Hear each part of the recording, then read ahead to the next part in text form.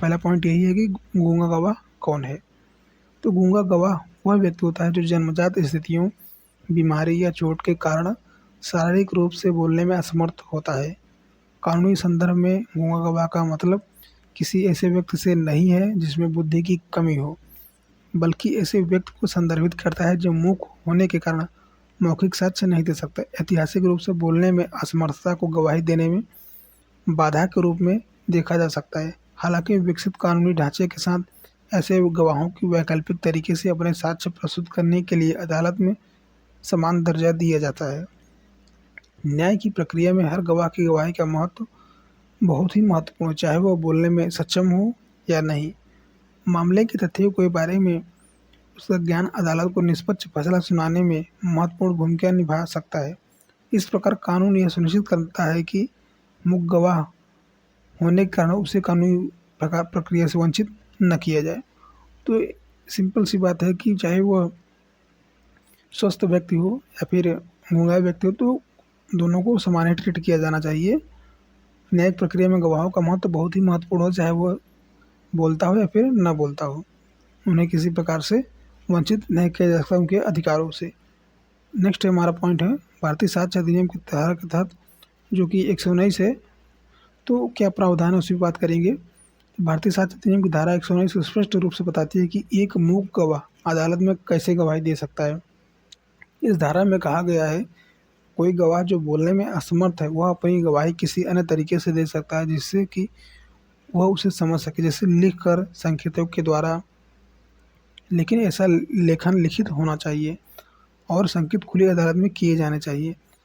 इस तरह से दिया गया साक्ष्य मौखिक साक्ष्य माना जाएगा, बशर्ते कि यह गवाह मौखिक रूप से बातचीत करने में असमर्थ है तो न्यायालय बयान दर्ज में दुभाषिया या विशेष शिक्षक की सहायता लेगा और ऐसे बयान वीडियोग्राफी की जाएगी। ठीक, यह प्रावधान मूक गवाही को किस प्रकार से संभाला जाता है, इस पे हम कुछ महत्वपूर्ण पहलुओं को दर्शाता है, जो कुछ इस प्रकार से हैं, जिनमें हमारा पहला पॉइंट है, पहला नंबर है संचार के वैकल्पिक तरीके। तो इसमें बात करेंगे कि मूक गवाह वैकल्पिक माध्यमों जैसे कि लिखकर या सांकेतिक भाषा का उपयोग करके साक्ष्य दे सकता है। इसमें यह सुनिश्चित होता है कि बोलने में असमर्थता किसी व्यक्ति को गवाही देने से नहीं रोकती। कानून यह मानता है कि किसी ऐसे व्यक्ति अन्य माध्यमों से भी मूल्यवान साक्ष्य दे सकते हैं। इसमें हमारा दूसरा पॉइंट है न्यायालय में पारदर्शिता। लिखित या हस्ताक्षरित बयान मौखिक गवाही की तरह ही खुली अदालत में दिए जाने चाहिए। इससे न्यायिक प्रक्रिया में पारदर्शिता सुनिश्चित होती है, जहां गवाह का साक्ष्य न्यायिक या फिर न्यायालय के समक्ष दृश्यमान और जवाबदेह तरीके से प्रस्तुत किया जाता है। इसमें हमारा तीसरा पॉइंट है दुभाषिया और वीडियोग्राफी। यदि गवाह संकेत के माध्यम से संवाद कर रहा है तो कानून अदालत को दुभाषिया या विशेष शिक्षक का उपयोग करने की अनुमति देता है।